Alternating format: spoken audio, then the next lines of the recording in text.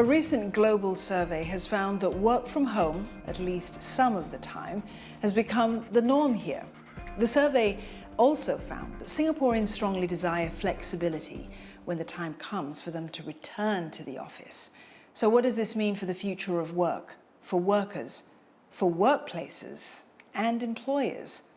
Joining me in this virtual panel from my home are Jaya Dass, Managing Director, Malaysia and Singapore at Randstad, and Alan Cheong. He's Executive Director of Research and Consultancy at Savills Singapore. Welcome to you both. So to begin with, COVID's forced us all to become virtual meeting experts to one degree or another. Can we all agree that things, as far as work are concerned, are never going to quite be the same again? Alan? Well, definitely. Since April last year, I think the world has suddenly taken or rather the office environment has suddenly taken on a new path and new directions too. It's been quite surprising that things have been quite sticky in this new directions that we are heading. So I think it's here to stay. The things we are doing now, it's a matter of degree of whether it's going to be toned down a little bit or toned up, but it's not going to go away. I think these conditions or these sort of ways of working actually existed pre-COVID, if you think about way back in the day. And it was only embraced by some organizations, particularly people when they were in regional or global teams. And I would say even some tech-based organizations who, sort of looked at it as an EVP and advertised it for it to be cool to use technology platforms to connect and work remotely. The only difference is through the pandemic, the conditions have forced you to adopt it across the board with everyone. And so its benefits, as well as its, I would say, hindrances to some extent, are being realized by everybody. And it's still a work in progress for companies and people to work out what is the ideal model and how to make this work in its entirety. And meantime, this idea of physical spaces is going to change. We're already seeing it change. So Alan, if all of this decentralization as far as workspaces is concerned is going to change, especially with the trend towards digitalization, has this factored into property making decisions? One major part of the equation that's missing is a lot of the millennials are moving out of their homes, the family homes, that becomes too cluttered if you need to spend 24/7 at home or working from home. So they tend to rent a room to live out on their own and have that privacy, to do their own work, at the same time hold their respective video conferences. Now, as far as homes are concerned for buyers, it's beginning to dawn on some that they may want to buy a home for two types for two users. If it's own use, they tend to upgrade to a larger apartment, or for some who can afford it, to landed housing. And that's why landed properties have been very hot last year as families start to realize that they need space for both working spouses to have their own rooms to work out from, free and clear away from the cacophony of their kids, and that's where they need to expand to. The speed at which all of this has happened hasn't been lost on anyone. We've had work-life balance, flexi hours and so on. Singapore's lagged as far as those changes have been concerned, especially when you compare us to other countries. Can the genie be put back into the bottle with this? I mean, will workers want to return to the office once things settle down with this pandemic? From what I've been observing, workers do not like to go back to the office anymore. That seems to be the trend. And millennials don't like to go to the office. Bosses, on the other hand, want the staff to go back to the office because they always use the reason that I'm paying you a salary, I want to see your face, and I do not know what you are doing if you are working remotely. So they want them to go back. But the key thing is, beyond the pandemic, right? Not necessarily so of COVID. I think in the background, there's something bigger, and that's climate change. And climate change may force companies to encourage remote working or work from home, because sooner or later, some US corporation would just say, or corporates would say, I want to be a good climate citizen, all right? Good corporate climate citizen, reduce commuting time, reduce carbon footprint, you work from home. So that may be the superseding factor after the pandemic.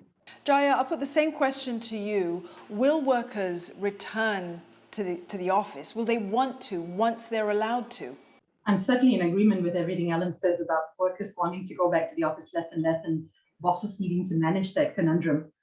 What you see is more time is spent in these conditions as we battle the pandemic and we work remotely for safety reasons. People are really acclimatizing to what it means to work remotely, and actually a lot of benefits are coming about it from in terms of productivity, having boundaries around how they manage both their work and life balance. So it's actually gone from work-life balance to work-life integration, and now it's about life-work balance.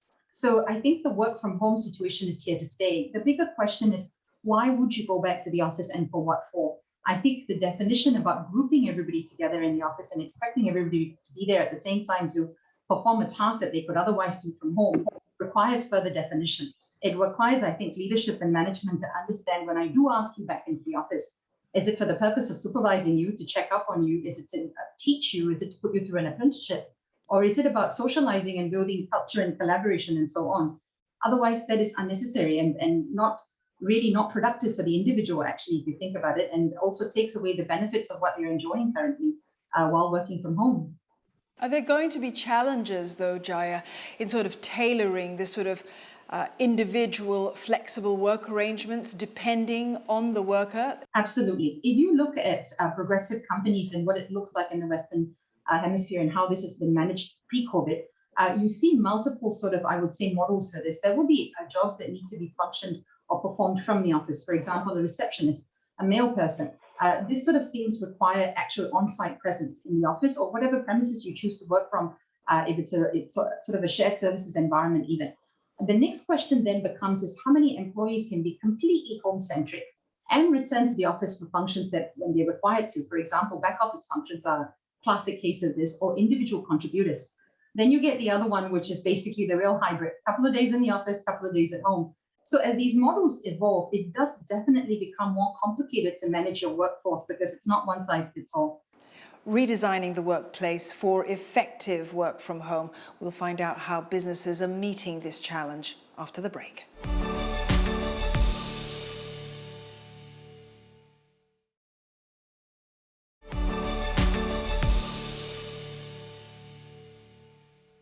Welcome back to this virtual Money Mind Exchange episode. We've been talking about how working from home has changed for workplaces. And in this segment, we're going to be talking about how it's changed for the worker, him or herself.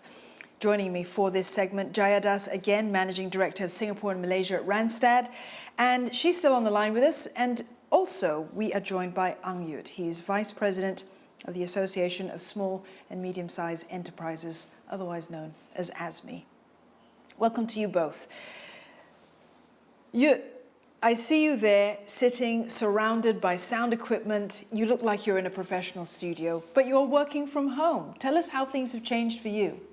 Yeah, I am working from home, you're right. And it is, when we went into COVID, circuit breaker, immediately the very first time, we realized that most of us are so ill-equipped with our setup, with our equipment, and the moment we came out of circuit breaker in July, I decided to do some preparation in case we went into further lockdowns. And this is the result of what happened. I got carpenter to come in. I designed a little call booth. I've got 2 young kids, and for me to make calls work, I cannot be interrupted, with kids coming in, jumping on my lap, which still happens, by the way. But it really allows me to concentrate and really get my Zoom calls, my conference calls, and my meetings going, and having the fact that screams don't come in, and when I speak, I don't interrupt my family. And that's really allowed me to increase my productivity greatly working from home. Jaya, how much support have workers really had during this pandemic as far as sort of setting up that infrastructure that you just described there in terms of making the workplace right for the needs of their job? I think when this first started last year, organizations were really just thinking about how can you log on? What does your computer system look like? And that was the only question anyone asked. And maybe from a security perspective, can you do your job remotely without compromising the organization and its data? I think after which, when people started to realize the extent and the context in which this is continuing, a lot of the times leadership and management and HR started then popping up the question, what support do we need to offer employees? So you see a myriad of them right now at the moment in terms of what companies are choosing to do. This could be sort of changing the type of flexi benefits that they offer, giving one-time allowances to set up infrastructure for yourself to buy a nice chair, a new table, maybe a light, a speaker, anything that you require to basically set up a proper home office for yourself. So I think organizations are evolving and still asking themselves, is this a one-off cost? Is it something that we need to account and give you every couple of months once? Is this the death of company culture, something that we used to think of as being so important to keep the loyalty of workers to specific companies? For me personally, I was one of those people who never worked remotely or from home, ever. Even when I used to travel, the minute I'm back home the next day, I'll be back in the offices to work because I feel that was essential for me to be productive. So it's been a major shift for me personally, trying to learn how to make this work, to have a physical construct, and then that state of mind and drawing that boundary between home and work. But I also have a role as a leader to try and preserve the company culture, which is central to our performance. And being in a sales organization, in a people-driven business, being together and being in a team was extremely critical for us. And that's the first thing we set out to protect. There are many ways in which you can bring people together to keep culture sustained remotely. I have to say, it's not a complete substitute. It's a nice make-do. But if you think about where we're evolving in the hybrid environment, then you can actually have the best of both worlds. You don't outsource physicality. You find ways to engage people remotely and to make sure that the people who are working with you remote are not made to feel like they're a second-class citizen because they're at home. It's really important to make sure it's a level playing field for all. Yuit, do you agree that companies are going to just have to get more creative to keep their employees engaged? Yeah, so I totally agree with that because we just did a feedback session with quite a few SMEs, and the general consensus and the feedback has been that SMEs are losing staff, and the turnover has been really significantly higher during this period. And if you look at the situation, it's twofold, right? The first is that you are working remotely, and the connection between you and your colleagues, you and your bosses, and the company overall is much less. So there's really a natural weakening in terms of your allegiance and connectivity. And at the same time, the government has been supporting jobs, and the recent one, which is a job growth, right, has been incentivizing companies to hire and expand. And what that's resulting is that you have employees really having more opportunities available for them. And so companies now will have to work even higher in spite of the fact that we are work from home, to look at how to retain and how to strengthen the loyalty and connection between staff in the company. Just to follow up with you on this, SMEs make up the bulk of our economy. What are these smaller companies going to do to be able to kind of retain the talent that they have? This has been a challenge that SME has been dealing with for a long time. And retaining talent, I think, is something that SMEs got to do better. And now in this hyper-competitive world that we're living in, even more so now, I think what SMEs can start to look at is developing a talent pipeline. And we've got to go away from the thinking that a person is going to be here with us for life. And we've got to design our business process and human resource process such that, you are prepared for people to move on. And you have a good talent recruitment pipeline and training pipeline. And you focus on hiring the younger, hungrier people and complement it with the relevant and respective overseas resource so that you can really grow your business to a point where you start becoming a larger enterprise that can attract talent, right? Still ahead, what the workplace means if the world is your oyster. Challenges and opportunities for workers and businesses.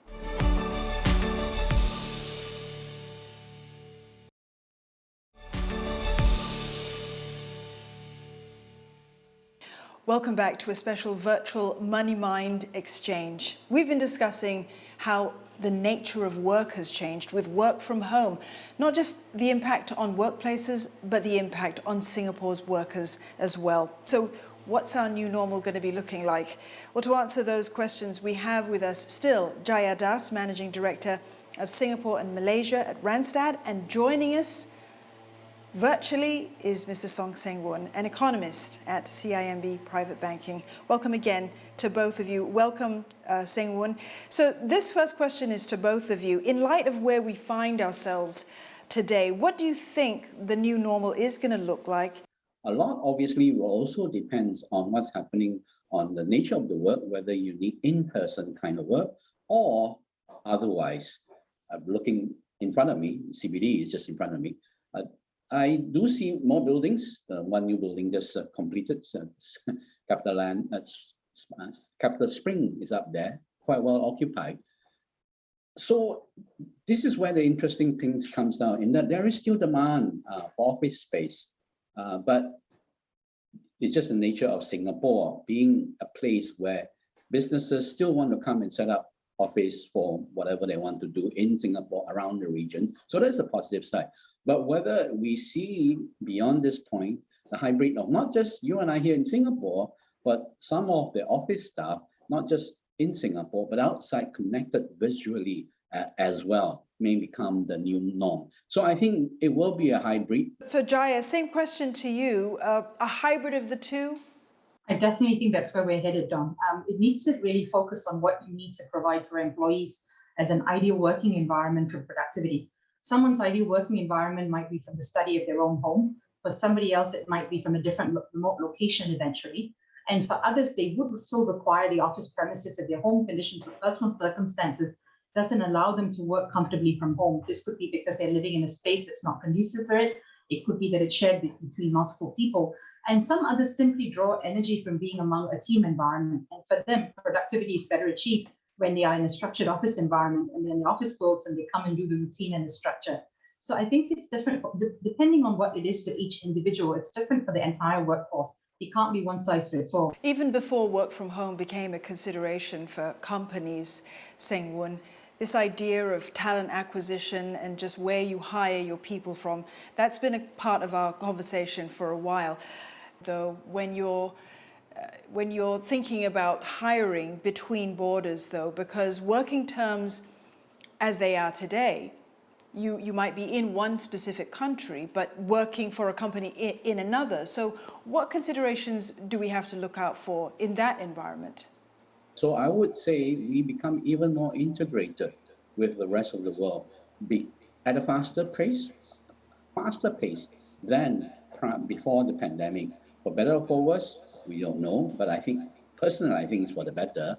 But I would say that this constant shift in terms of the talent that we need, that we will be looking for, either for adapting in the existing brick and mortar into the new digital space to deliver goods and services virtually or in person, or just evolving of new opportunities where new businesses and service providers will be created. Obviously, that requires different set of talents. Jaya, what recourse do employees and employees have right now in case disputes arise in that kind of environment where you don't really have specific laws pertaining to work from home situations? There's definitely a lot of gray area, Don, in terms of what it means to actually keep an employee safely employed while they work from home and the conditions are remote. So if you think about insurance claims, if you think about workplace safety, if you think about providing safe conditions for an employee, this is much harder to control when they're remote and when they're working from home. Last year, for example, we had a period of 4 or 5 or 6 months even when people were working remotely because they couldn't travel back into the country. So how do you treat these employees? How do you support them? And if they're unable to return back into the country, how do you then terminate their employment? Conditions like these start to pop up because we're really dealing with the gray and the unknown. And it's constantly evolving for us on a day-to-day basis, given the circumstances on the outside. I think the more important climate that we need to create is actually an element for advisory, either to government policy or conversations, and for companies to recognize that this is a complex situation for an individual. So the dynamic shifts to putting the individual first and the company second to some extent, to try and make room for the individual to go through what they're going through in life and still try and keep their job. Seng Wun, one final question to you, Seng Wun. We've been talking about productivity of the Singapore worker for years now and how to increase that productivity. Is work from home going to change that? Do we have to sort of go back to the drawing board as how we define what productivity is? Exactly. I think that's a good question. And we already, before the pandemic, have challenges trying to figure out and calculate how productivity can be measured. For now, for a company standpoint, or from a practical standpoint is, as long as a company can deliver the goods and services for the same people, or even less now, uninterrupted, I think that should be the simplest way to look at it. But calculating, in terms of productivity per hour work, etc., may be a little bit more challenging. But I suppose at the end of the day, it's still about if you can still do the same with more, not with more, with less or the same. I think that's already a good step in this new environment of ours. And one last question to you in this segment, Jaya. With this era of the global worker now here, is the idea of a local job out the window? So there are multiple ways to look at it. The first one, of course, is the birthplace of the gig economy. More and more people are offering their services not from a permanent employment perspective, but a contract for service or delivery. So this in itself will allow for the organization to engage outside of the typical parameters.